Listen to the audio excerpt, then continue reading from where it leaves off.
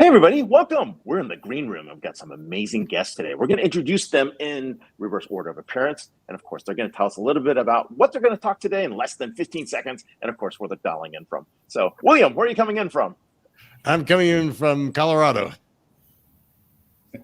And what are we talking about? Are we going to get to yes or no? Yes or no? Yeah, we're going to talk about getting to yes in really difficult times. Awesome. No, it's excellent. We can't wait. George, where are you coming in from? What are we talking about? Hey, Ray, this is George Mathew. I'm coming in from New York. I'm going to spend a little bit of time talking about the state of AI and a number of things that have been going on in investing, particularly in AI systems, particularly at this moment in time. I'm in New York next week. You and I are going to have to catch up. Laura, where are you coming in from? What are we talking about?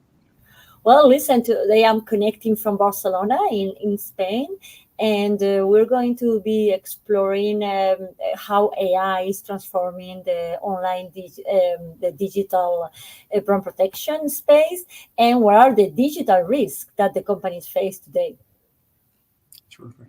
Well, we've got a great group here, and of course, we're going to turn it back to Elle. We'll do the count and get started. And of course, everybody knows each segment's about 17 to 19 minutes, and of course, we'll go from there. So, all yours, Elle. All right. 3, 2, 1.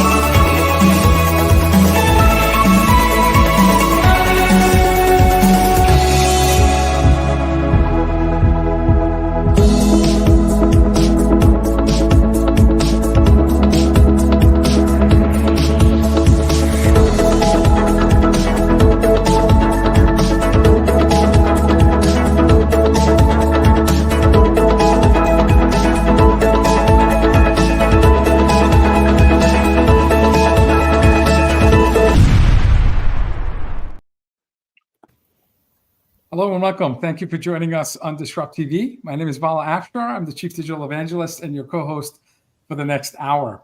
We welcome you to send us your questions on X at DisrupTV Show. We'll do our best to answer them. It's my pleasure to introduce my co-host, Ray Wang. He's the CEO, founder of Constellation Research. He's the best-selling book of Everybody Wants to Rule the World. I see Ray on TV every day, Fox Business, Yahoo Finance, CNBC. In my humble opinion, he's one of the top futurists to follow on X at RWANG0. Welcome, Mr. Wang, to DisrupTV. Hey, thanks a lot. I'm here with Vala Afshar, and as he mentioned, he is the Chief Digital Evangelist for Salesforce, but he's also the author of multiple books, including Boundless, A New Mindset for Unlimited Business Success, and a #1 seller on Amazon, Think in Flows. So executives around the world, pay attention to every one of his inspirational, insightful tweets. And when he's not hosting, keynoting, or leading events at Salesforce, you can find him speaking on business TV outlets such as Bloomberg, ABC, and of course, posting insightful analyses on ZDNet. But today, we've got some amazing guests, and it's always not about us. It's about who shows up on the show. And today, we've got someone very, very famous on all three fronts. We got 3 people that are actually leaders in their field. Who do we have to kick this off with, Vala? It's awesome to have Laura Urquizu, who's the CEO and president of Redpoint. I met Laura at Mobile World Congress in person. And Redpoint is provides solutions against online fraud, such as counterfeiting, brand impersonations, gray markets, software and content privacy, and other internet infringements. During Laura's 10-year leadership, Redpoint has become one of the most recognized scale-ups in Europe, earning the Future Unicorn Award 2023 by Digital Europe. For 2 consecutive years, Laura was included among the 50 most influential women entrepreneurs and investors in European tech industry by Euro Startups. Forbes and Business Insider recognized Laura as one of the most relevant global business leaders, and Laura was also named the top 50 CEOs for SaaS companies worldwide. Previously, Lara held executive and management positions at several companies, and she also serves on numerous boards of directors of European technology startups and advises several investment groups in technology companies. You can follow Lara on X at LURQUIZU. Welcome, Lara, to DisrupTV. Thank you so much, Ray and Vala. Very happy to be today with you. Thank you so much. Well, Laura, we're really excited to have you on here, and you are tackling some of the toughest problems organizations face, right? This is anything from counterfeits to gray market to domain abuse to piracy to people copying videos without their permission or brand impersonation. These are all problems that we face in the digital world. What got you to start this company, and what led you to begin? Like, I don't even know which one you started out with first at Redpoint. And really, like, what inspired you to actually build these solutions that everybody needs today? And you did this almost over a decade ago. Yeah. Well, listen. So let me illustrate it with an example. No, recently Mark Cuban wrote a post in X platform, and he was discussing how the Chinese knockoffs were harming so much all the American companies. Do you remember this? Especially Yes. Yeah, especially small businesses that cost them time, and maybe even they put them out of businesses. Well, he was asking, what is the solution? And he was suggesting to put in place a veto against all foreign manufacturers selling on marketplaces that they are selling to U.S. consumers, and he was asking not to let them sell to U.S. consumers. In my opinion, that is a very strong measure, and there are other solutions. And at Redpoint, we help against that, right? So I met the original founder of Redpoint when the company was really, really small, and I felt really encouraged, to join him as partner and run the company from the very, very beginning. And this is what I did 10 years ago, and since then, what we've done is we've built a platform, a SaaS platform that fights online fraud against, as you were saying, Vala, counterfeiting, piracy, digital impersonations, fake websites, and so on. What's crazy is it started out, sorry, Vala, you started out with IP lawyers and you ended up with a tech platform. It's a massive transformation. That is, it's so exciting in itself. But anyways, sorry, Vala, go ahead. Sorry. No, I'll follow your line of questioning, Ray, in terms of a 10-year journey, certainly more sophisticated threats, more diversity of threats. So the threat vectors continue to grow. Brand reputation matters more in a hyper-connected, knowledge-sharing economy. What are some of the digital risks that brands face today? And do you see in this emergence for the last 4 or 5 years of AI, are we seeing really sophisticated, really believable, really hard to identify and resolve threats, and why a platform solution like yours is so important, so vital right now for all brands who care about their reputation? Yeah, no, definitely. So 10 years ago, it was mostly about piracy, and that was harming more the entertainment companies. And that has been evolving and growing exponentially. Then it went to fake products, then fake websites, then now it's, about also fake ads. So it is spreading a lot now. So the problem is growing because the internet is growing a lot. So in 2019, there were 9.2 million e-commerce sites globally. And in 2023, they are already 26.5 million. Wow. So that is a growth of more than 200% in just a few years, right? So the scary part is that, as I'm saying, the risk, they're not confined to e-commerce, but to all those places, So, as you're saying, the platforms, they have to become more sophisticated as the bad actors become more sophisticated, and they also grow. So now it's not optional, to eliminate manually like before all the infringements. There's gotta be a solution that is scalable. And as you're saying, we've since the since we started, we were doing AI, the AI that it was done previously, machine learning, image recognition, all of those. And most recently, of course, the generative AI. And we use AI against AI because the bad actors, they use the AI to leverage their capabilities.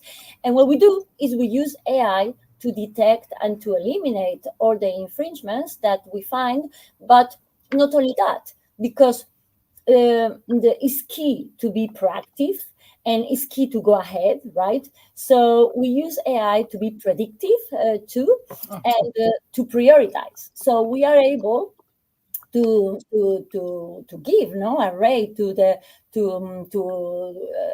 infringements that we find and to prioritize what are the relevance or not, to eliminate them as fast as possible, so then the issue doesn't scale. And this is how we can be more helpful to our clients, the brands, the consumers, everybody.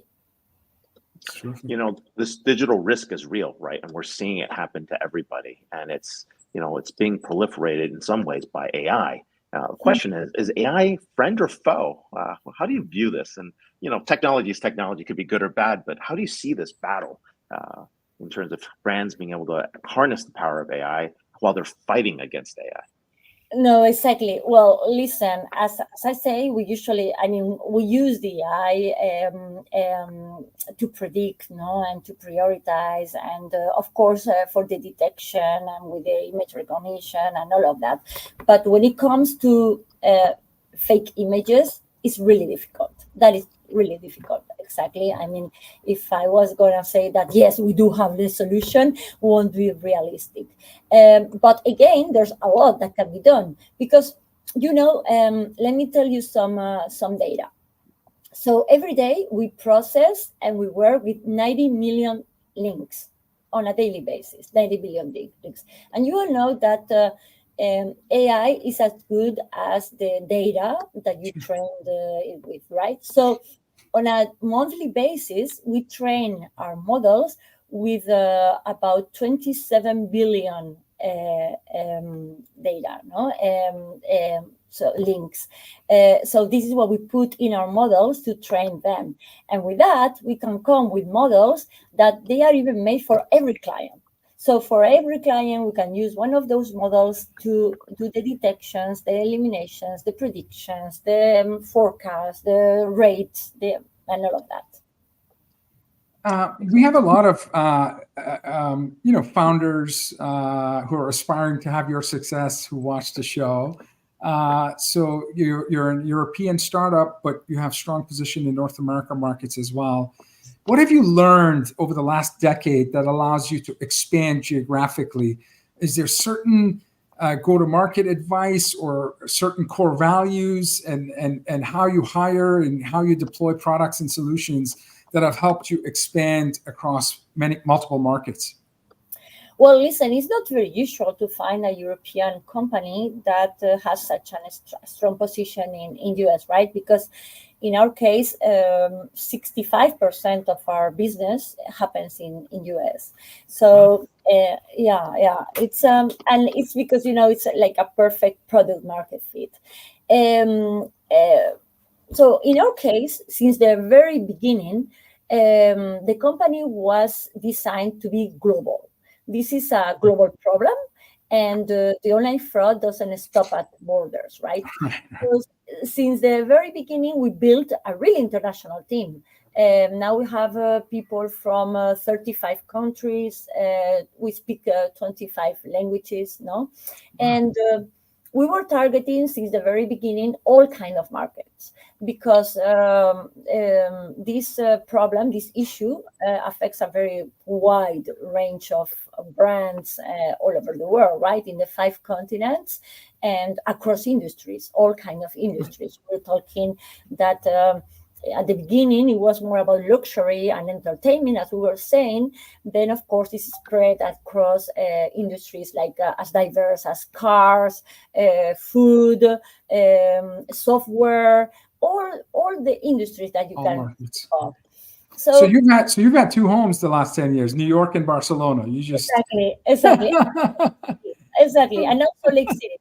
So And when we started targeting the whole world, we realized that there was a natural fit with US. Like since when we didn't even have offices and team in US, there were already like 35 clients that had that we sold them to. So in the very beginning, in the few first years. So this is when we decided to do a fundraising to go to US. That was in 2018, and start a team over there. And at the end, it's all about iterating the product, learning with our customers, and as you learn with the customers, building the product that they are telling you that they want. And in our case, also, we found a blue ocean, and let me tell you why. Because the larger companies of the world, they already had some providers, that they were doing well. It was more services and manual, and we were the ones thinking about technology, but they already had some. But we realized that the SMBs of the world, they were not served. So we decided to target all the SMB market and to address the problems of the SMBs, to learn with them, to build the product with them, and then we went up market. Then we went to serve the largest customers of the world. And today, of course, we do have customers that they are Fortune 100 and, of course, SMBs, because we never left that space. So I think that the success in North America was to understand very well the market, to understand that there were as many SMBs that they needed our solution as the large companies, to build the solution with them, and of course the talent. I mean, the talent that we found in US, in New York. Let me tell you something. Like I usually say here in Europe that I wish everybody would sell like the people in New York. I think that the people from New York, they're the best sellers in the world, probably. So we built our sales team for North America over there. The leaders are amazing. The team is amazing. The culture is amazing. So I guess it's a mix of everything, right? Strategy, product, and culture. It's not only a single But thing. your brands are amazing. I mean, you're like Fila, Hugo Boss, Topcom, Puma. I mean, these are all top brands with you guys. I mean, that's amazing. You went upstream. Brand. I love that. This is the Clay Christensen's Innovator's Dilemma. You tackle a need that's needed, and climb your way up. That's amazing. My final question for you, and again, advice. You're an extraordinary CEO. You're a board advisor. You're an entrepreneur and investor.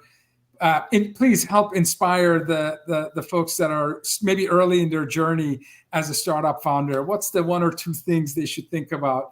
And I know your reputation is of optimism and trust and grit and resistance. All of that is what I've been told about you. But if there's anything that you'd like to share with young founders, we'd appreciate it. Okay, well, let me think of just one thing. The journey is amazing. It's an amazing journey. But when you've been 10 years in the journey, you've seen ups, downs, terrible moments, and sometimes in the same day. Like in the morning, you have the best of the news, and then in the evening, you just don't want to go out of the bed because the news have been terrible, right? So you have to be very resilient. You have to be very persistent, and it's about doing it. It's about perseverance, resiliency, and only the ones that leave are the ones that they don't make it, right? And so be ready for an amazing journey, but also you gotta be very resilient, which I think the US people, they're extraordinary. They're extraordinary at that. And there's another thing that, at least in our case, has worked very, very well. That is, the best leaders of the company are people that have grown in the company. Sometimes you bring people leaders that from other companies, but that they've been very, very successful in other companies, but that doesn't mean that they're going to be as successful in your company. And sometimes it's a ping pong effect, like ping pong. So in our case, it's been very, very rewarding to see people that started with me very young, and 10 years later are amazing leaders. So it's grow your culture, grow your people, because it's going to pay back. That's credit to you. That's awesome. Oh, thank you. We're here with one of the top SaaS companies in the world and doing something very special. Vala Urquizu, CEO of Redpoints. Thank you so much for being on the show. You can follow her on X at LURQUIZU, and I really appreciate it. Hope to see you one day in person. So okay, thank you very much. Thank you, Lara. Thank you so much. Joining in at dinner at Barcelona. It's probably I know we get them all. The European right time. now. Well, you heard some great numbers and achievements.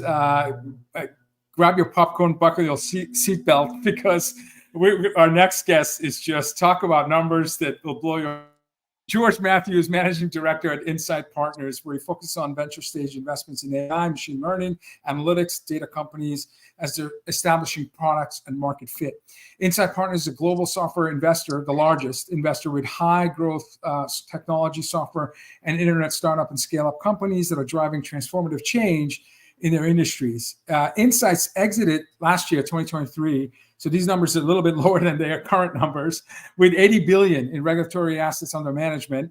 Insight Partners had invested, exiting 23, more than 800 companies worldwide, and has seen over 55 portfolio companies achieve IPO. I know that number is outdated because my company just bought one of those companies very recently. Very recently. George brings 20 plus years of experience developing high growth technology startups. He was at Salesforce when Salesforce only had a couple of hundred employees in 2003. He's one of the ID badge. Yeah. That's true. George is a goat. He's a goat. I know that. He also has his own podcast, Startup Investing with George Mathew. So come on, check that out. You can follow him on X. Must have been an early adopter. GKM1. Welcome, George, to DisrupTV.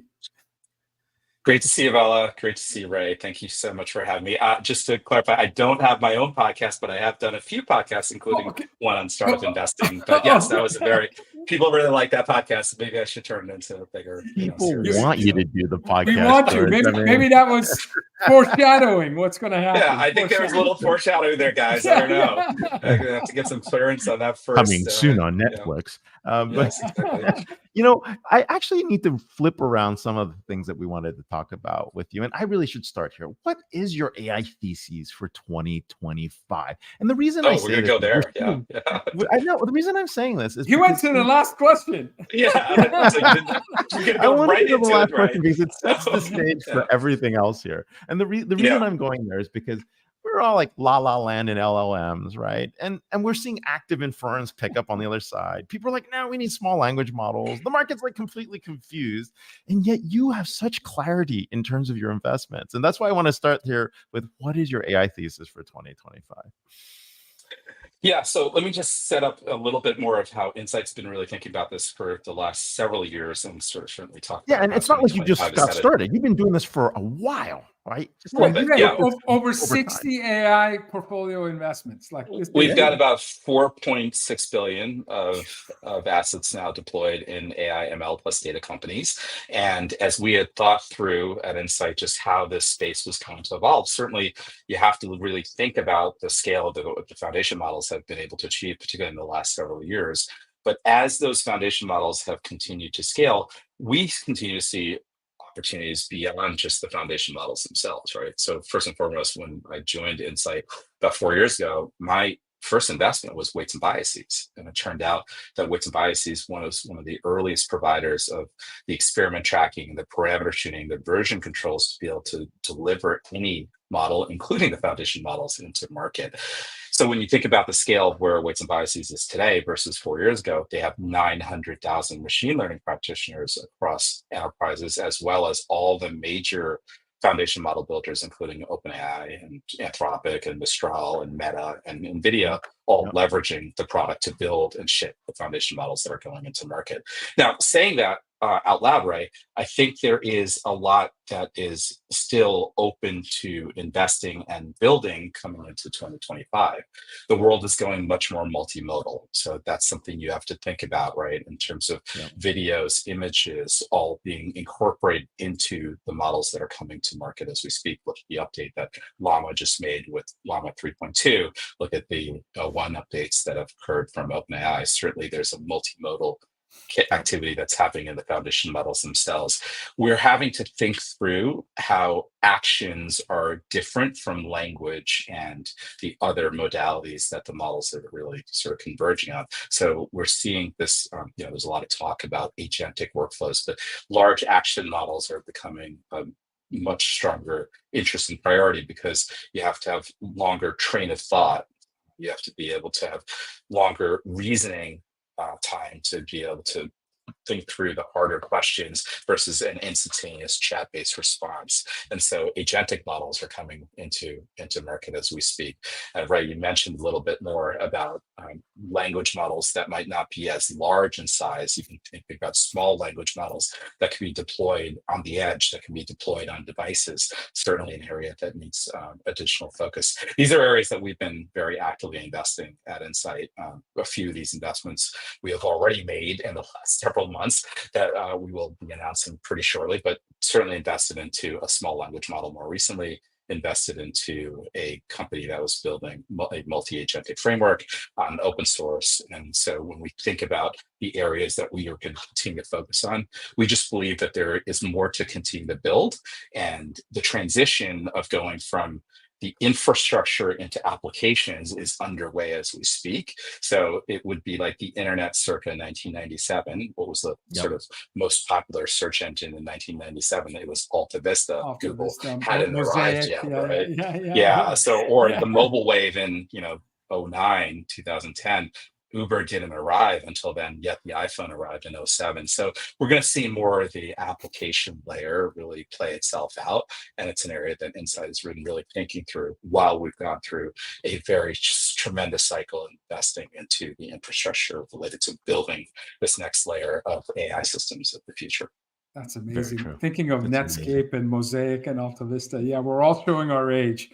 Although Ray hasn't aged in 10 years. Yeah, Ray's the only one that has aged. We are all now just old enough. Yeah, exactly. Ray stays the same age. Yeah. I haven't seen any change in Ray since I've known him. Right. Well over 10 years. Let's do I want to do, and the best hair in tech industry. Okay, I want to do a kind of recap for everyone just tuning in. So George and his company, Insights, over 60 AI portfolio companies with over, as you just heard George mention, 4.6 billion investments in this AI specific sector.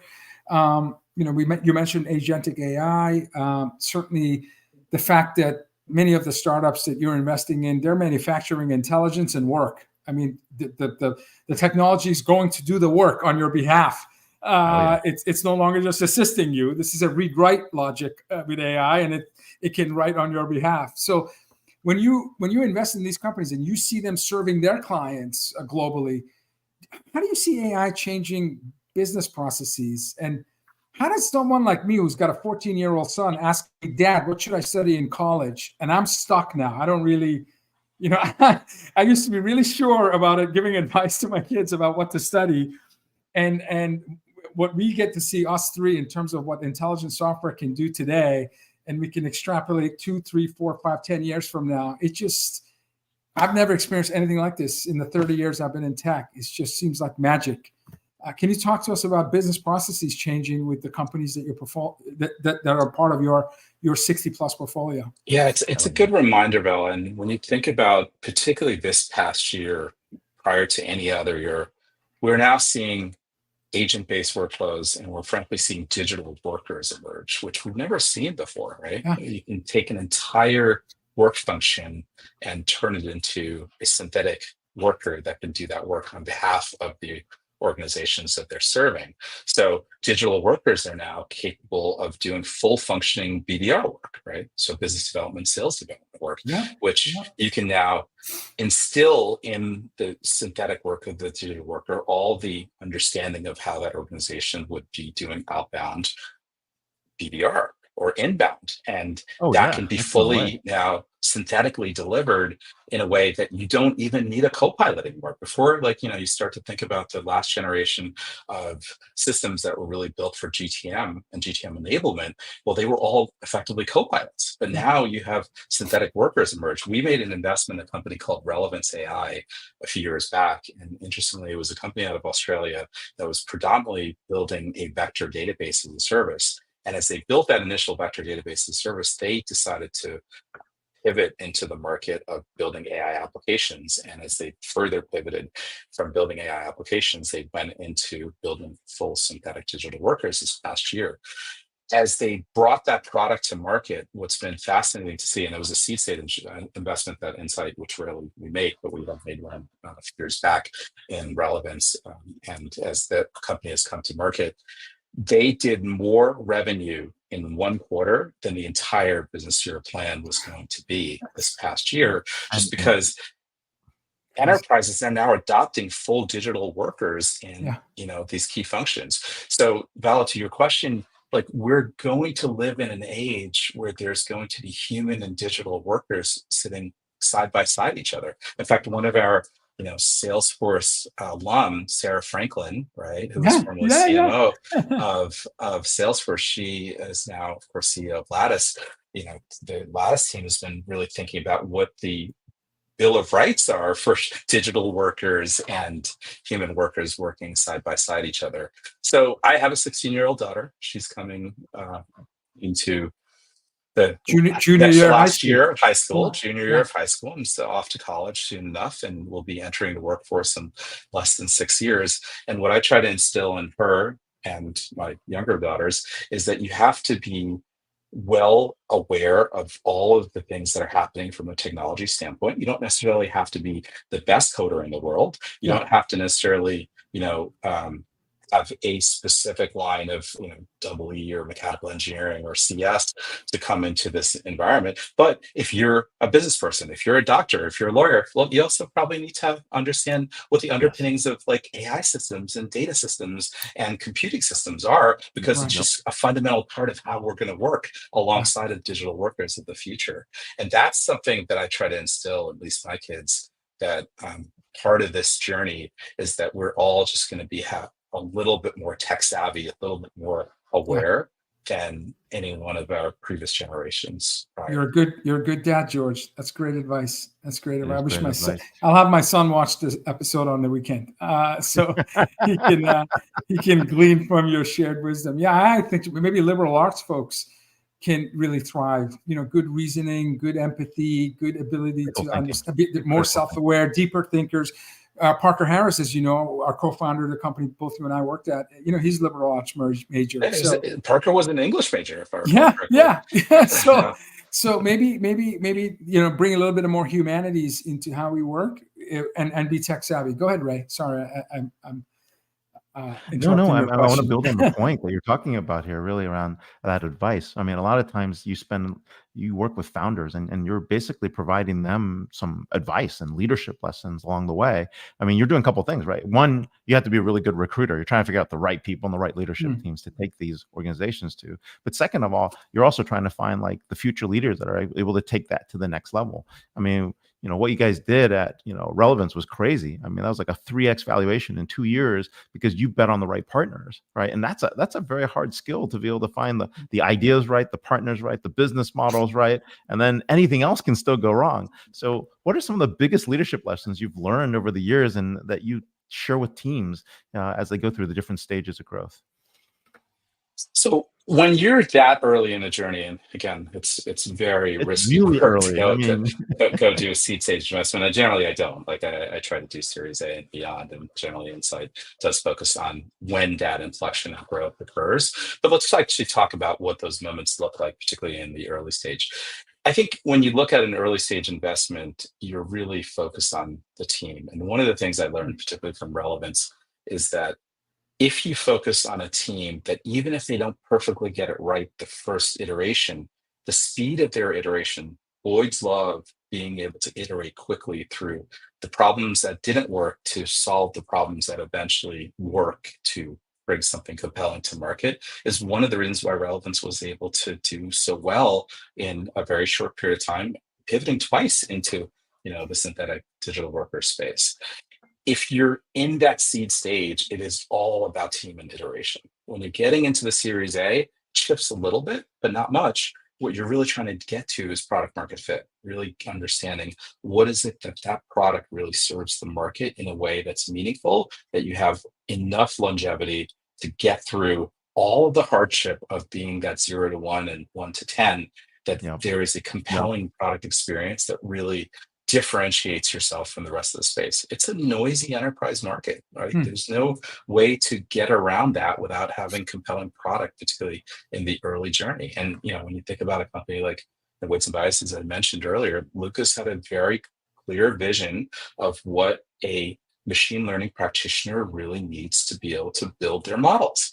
And there was nothing in the market at that moment that was capably doing that as well as Weights and Biases was. And that really propelled us from, the first 1 to 2 million all the way to the first 10, and certainly well beyond in terms of where we are today. But those moments of really understanding the team that can iterate, particularly in the pre-seed and seed, and then being able to get to product market fit, particularly around the Series A, really makes and breaks any founder's journey, particularly to get to the next stages of growth. Yeah, I know the cycles of iteration are really important. So, George, how do you keep ahead of innovation and the ecosystems that you serve, conferences, books, podcasts? Like, how do you stay teachable? Because you may not consider yourself a futurist, but obviously, as you develop your investment thesis, you're farsighted. You're looking ahead, and you're connecting the dots with much more accuracy than the rest of us. So how do you build your ability to identify and he's betting with other people's money. These are real bets. It's not like, hey, we think in the future this is going to happen. He's like, we're going to make this happen. Yeah, these are 4.6 billion. Yeah, these numbers are not trivial. So awesome amount of responsibility on your shoulders. How do you do it?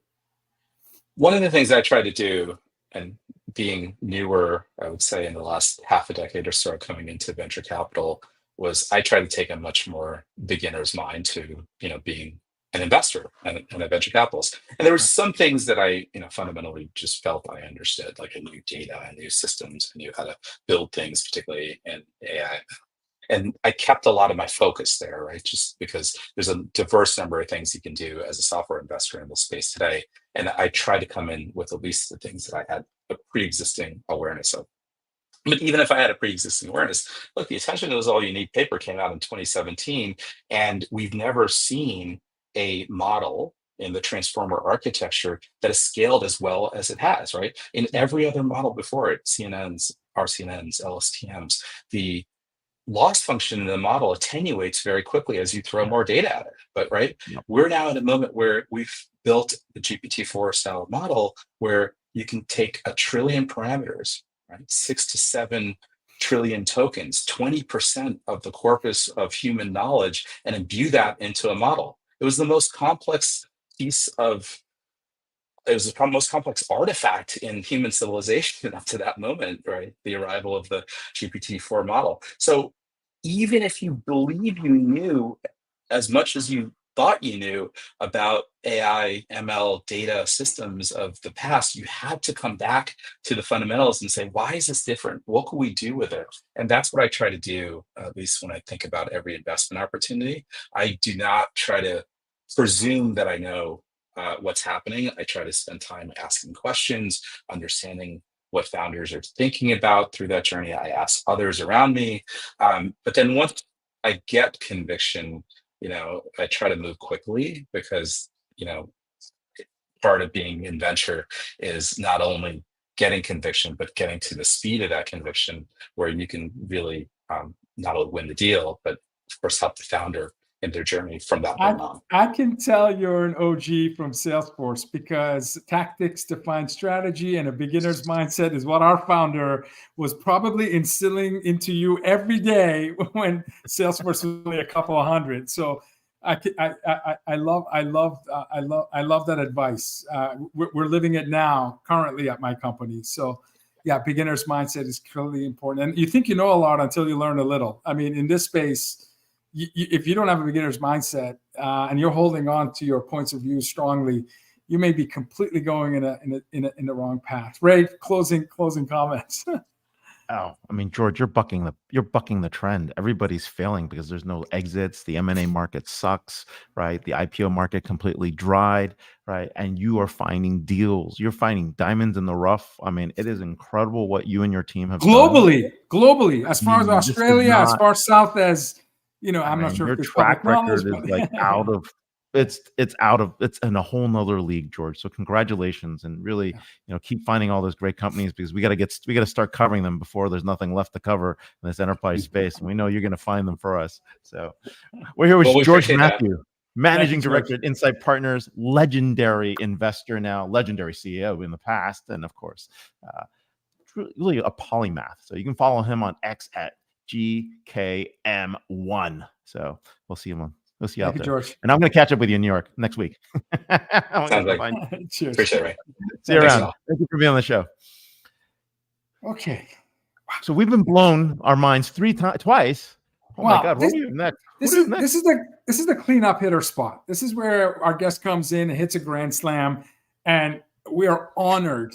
This could be one of one when I share the bio with you right now. William Ury is author of Possible, new book, How We Survive and Thrive in Age of Conflict. William is one of the world's best-known experts on negotiation and co-author of Getting to Yes, the world's all-time best-selling book on negotiation, which has more than, Ray, sit down for this, 15 million plus copies sold. 15 million plus. And that's probably an outdated number.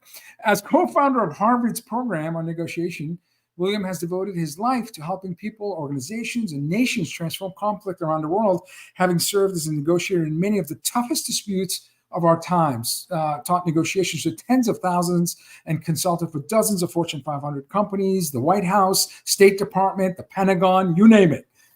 If the Pope needs advice on negotiation, he knows who to call. William is an internationally sought-after speaker, obviously anyone who's sold 15 million copies, and he's had 2 incredible TEDx talks that have had millions of views. Please follow William on X at William Ury Get to Y. Yes, Get to Yes, GTY. Welcome, William, to DisrupTV. Oh, it's a huge pleasure, Vala and Ray. Yeah. It was great to listen to the previous guest too. Beautiful. Thank you so much. Thank you so much. No, we got some amazing talent. I mean, people just come and it's really the guests that make the show. And I have a paperback version of your book from like, I don't even know when. It's tattered and torn. I got to go find it. I was going to bring it here and I didn't get a chance to. But, you start a lot of times by dealing with some of the world's hardest problems, right? And people are in that mindset of an unsolvable problem. But you look at a frame shift. You tell people to look at this differently. Think about this as opportunities. So how do you make that shift? Because mentally, it's like everything is going against you. It's not happening for you. You see all the difficulties ahead of you. And somehow you have that magic to get people to think about, hey, where's that opportunity? How do you do that? Well, you just bring, I would say the magic is curiosity. Just you meet, oftentimes in conflicts, you've got a lot of animosity. You meet animosity with curiosity. Hey, why are you saying that? That's interesting. What's going on here? Really just bringing that attitude of curiosity. It inspires creativity, it inspires collaboration, and somehow, I mean, if we approach a situation like it's unsolvable, I don't know, just take the war going on in the Middle East right now, just as one example, or Ukraine. Oh yeah, definitely.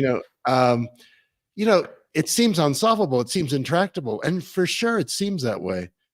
But I like to ask the question where are the possibilities? How could this unfold? Most people are asking what's going to happen. We want to know what's going to happen. But I think a more useful question is to ask, what could happen? What could happen? Where are the possibilities?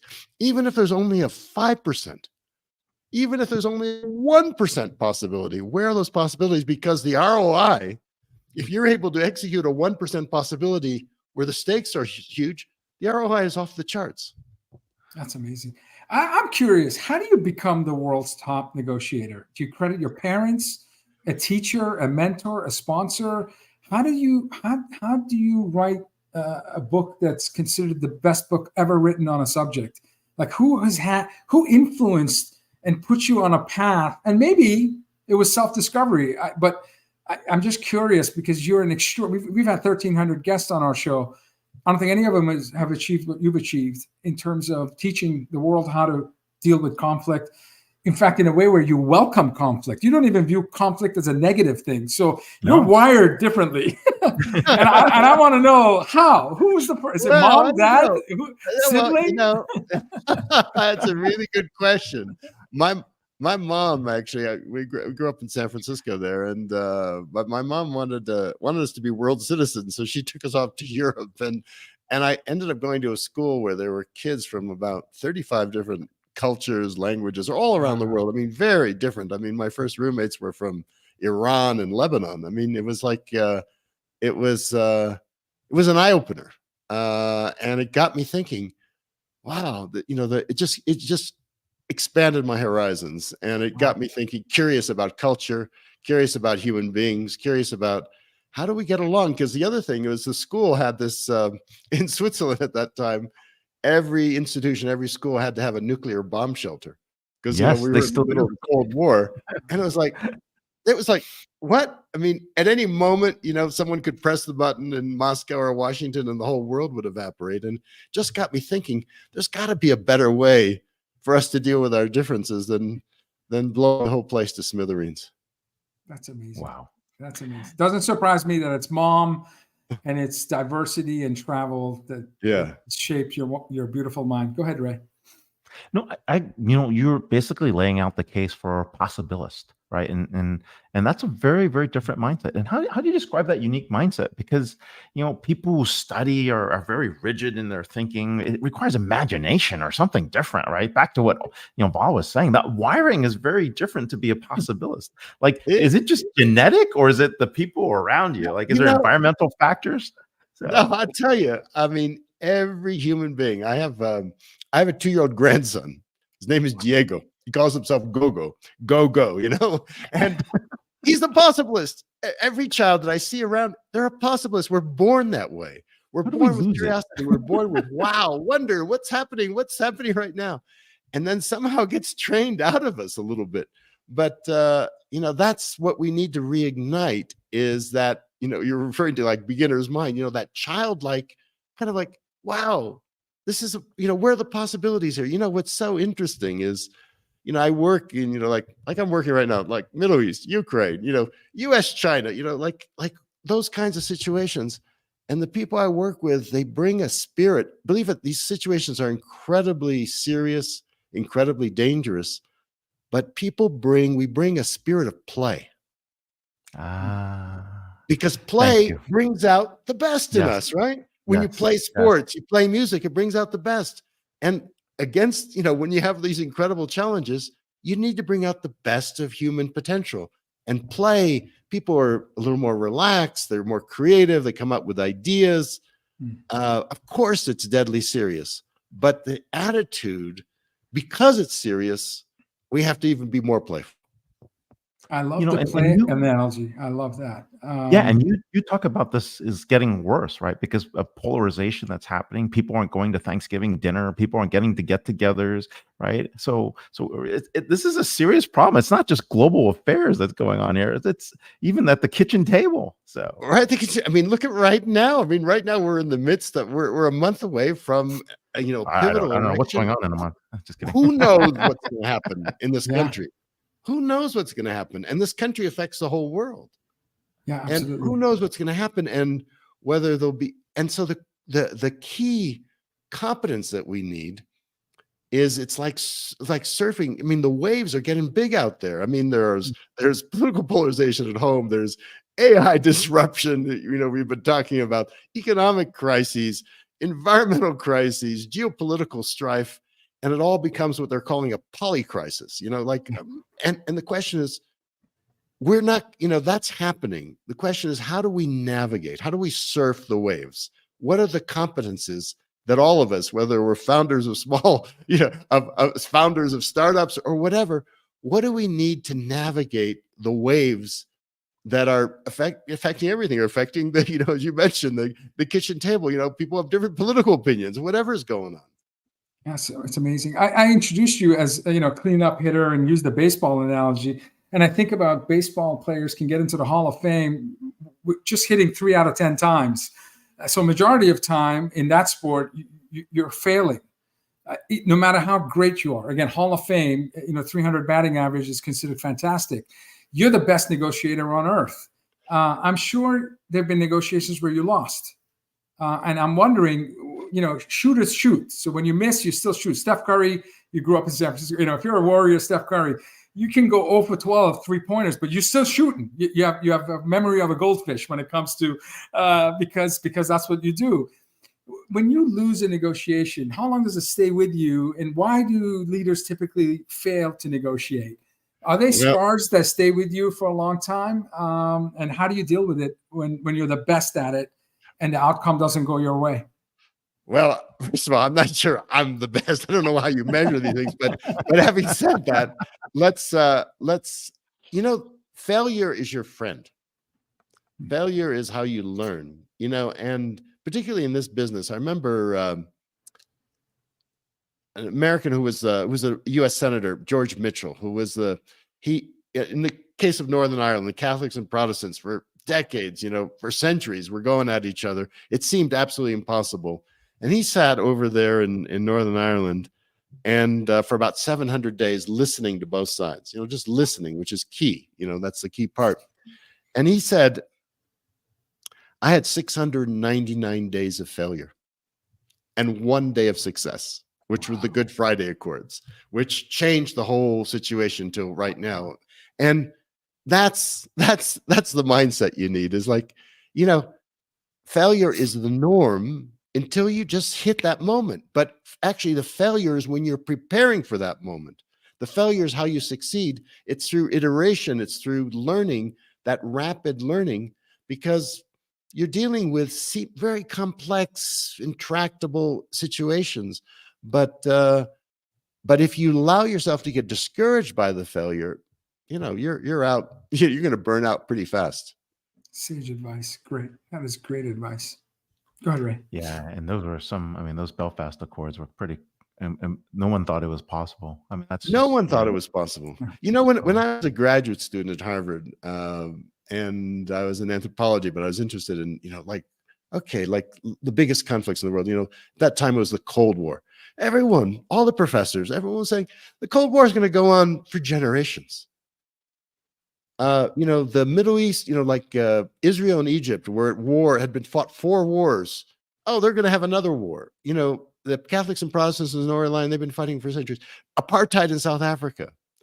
And I watched and I witnessed, and I was there, and I actually participated in most of those situations, at least in a small way. I was there, and I had a frontline seat, and I watched all these seemingly impossible situations yield possibility. So when I'm a possibilist, I'm not just saying, I'm just not just believing it. I've seen it with my own eyes. So it's possible because it's happened before, and if it's happened before, it can happen again. Did you ever think about renaming the book just "I'm Possible," like I''am, and just leave that on the top? That's funny. My daughter. Talking about a possibilist. Yeah. My daughter was born with Gabby. She was born with special needs. She had like 17 major operations on her body. Oh wow! And everything, organ, structure, thing, and she never wanted to be treated any different than any other kid. That's the thing she hated the most, when anyone took pity on her. So she said, I'm going to show people. I'm going to be in the Guinness Book of World Records.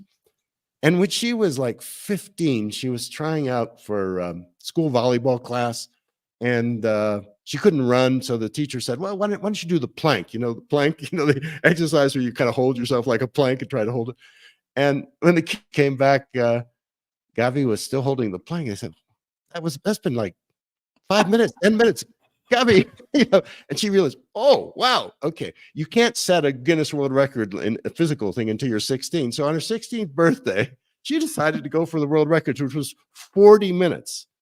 40 minutes holding the plank. I mean, I can't do, how long can you do?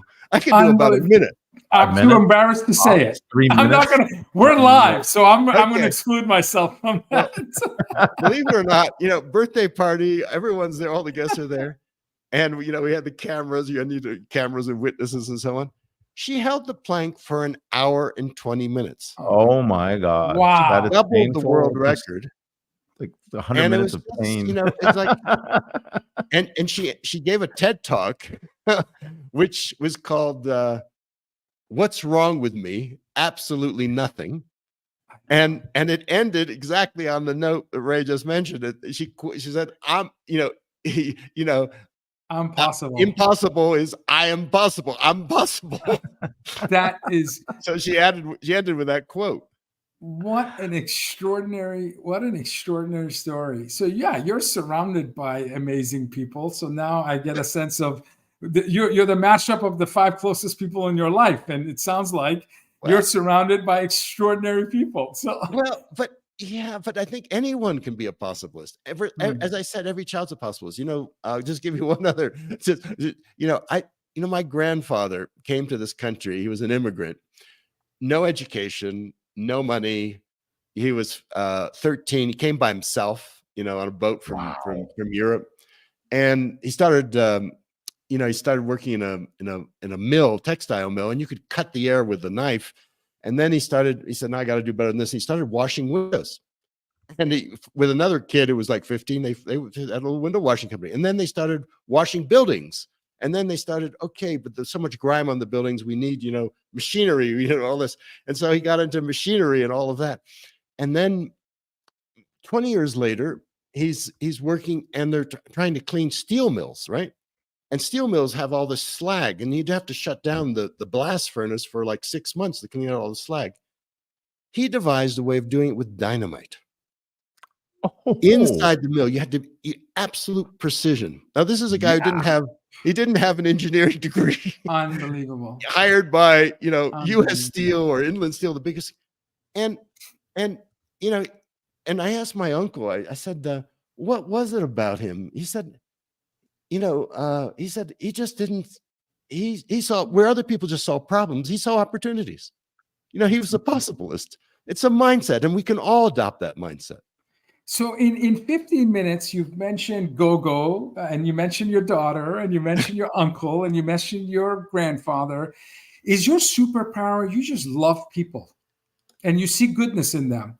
So you have the patience and optimism and grit and resilience to spend 699 days for that possibility of one day where that goodness of people can come out because of your effort. I think that's right. Vala. Well, the thing is, I believe in people. I just see, you know, I travel the world. I've been to every continent. I've been to most countries, and and people, there's so much possibility, and everyone's just, what do they have? We're all very different, but everybody wants the same thing. You know, I hear you talking about your kids, your daughters, so, you know, just your son, everyone wants their kids to have a better life. Totally. So it's like, and there's so much, that's just the thing. If I was a Martian right now, a Martian anthropologist, I'm an anthropologist. Anthropologists study human beings. So I'm a Martian anthropologist. I'm looking down at this planet. I'm looking at this. I'm studying this species, you know, that's what I love, you know, because I'm an anthropologist. I love people. I want to study, understand, you know, what is it? What's our tribe? Our tribe is the human tribe. Right? There's smaller tribes too, but we have this human tribe right now. And we're going through this fast evolution right now with AI and everything, like going, say, wow, these human beings have done so much. They've got so much possibility. I mean, they spread around the planet with almost no technology. They cooperate. They do all these amazing things. And now with AI, they're even going even further. And the only thing that's holding them back is they seem to be caught in these little conflicts, these little petty little conflicts, like here and there. Why are we killing each other? There's so much abundance that's possible in this world. There's enough food to go around. We can, conquer diseases. We can, And so all we need to do is take that cooperative effect and apply it to these conflicts. Take the same curiosity, the same creativity, the same collaboration that goes into high tech and put it into our own personal conflicts and our own political conflicts, and the sky's the limit. Thank you for lifting us up. Yes. I'm on a positive high based on our conversation. We could have talked to you for 2 hours. Sorry, we have to. Probably should. Yeah. Yes. Absolutely. So, thank you so much. You're so welcome, Vala, and you're so welcome, Ray. And I really wish your listeners, all of you, we're all possibilists, and this is what we need to do for our kids, for ourselves, for the world, is just take those same qualities that we employ to make success, apply them to our difficulties and our differences, and there's no limit to how far we can go. No, thank you so much for being here.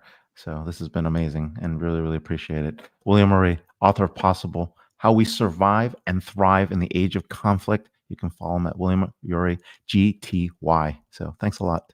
Thank you, Ray. I'll keep you in the green room if you're around. Ray. So. Thank you. Thank you. All right, take care. Amazing. Amazing, folks. Mind totally blown. My fastest hour, and I apologize. I have to run. But next week, we have a mutual friend of ours, a person we deeply admire, and he's got a new book coming out. I'm looking forward to learning about Mindshift. Brian Souls, head of global innovation at ServiceNow. And we have Pascal Bornet, another incredible social media influencer, founder and former leader of the AI and automation practice at McKinsey and Ernst Young, and author of Irreplaceable: The Art of Standing Out in Age of Artificial Intelligence. If it's Friday, it's DisrupTV. Ray, you and I are so privileged because we get to listen and learn from the best and brightest people in the world. Thank you, everyone, for making this show possible. Thanks, everybody. See you. Bye.